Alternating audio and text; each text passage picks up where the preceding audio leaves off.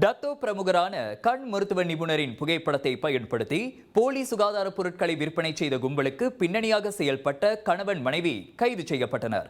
ஸ்லாங்கூர் ஷா அலாமில் மே 21 மற்றும் 22ஆம் தேதி 4 இடங்களில் மேற்கொள்ளப்பட்ட சோதனை நடவடிக்கையில் போலி சுகாதார பொருட்களை அறிமுகப்படுத்திய அந்த தம்பதியர் உட்பட 4 தனிப்பட்ட நபர்கள் கைது செய்யப்பட்டதாக புக்கிட் அமான் வர்த்தக குற்றப்புலனாய்வு துறையின் இயக்குனர் டத்தோ ஸ்ரீ ரம்லி முகமது யூசுப் தெரிவித்தார்.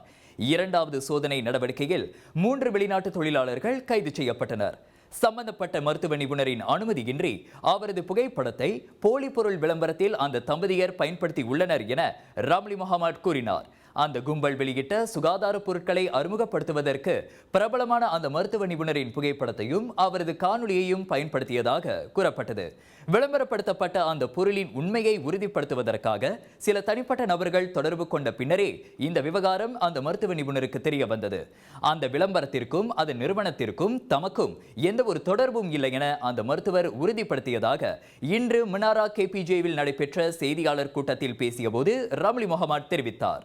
மொத்தம் 4 ஆடவர்களும் 30 முதல் 38 வயதுடைய 3 பெண்களும் கைது செய்யப்பட்டனர்.